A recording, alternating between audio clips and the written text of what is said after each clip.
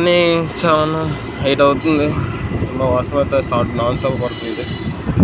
అయితే మార్కెట్కి అయితే వెళ్ళారని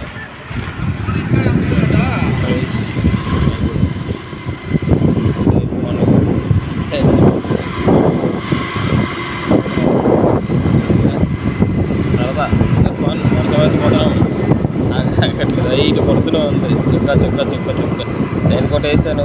జంప్ జల్లాలి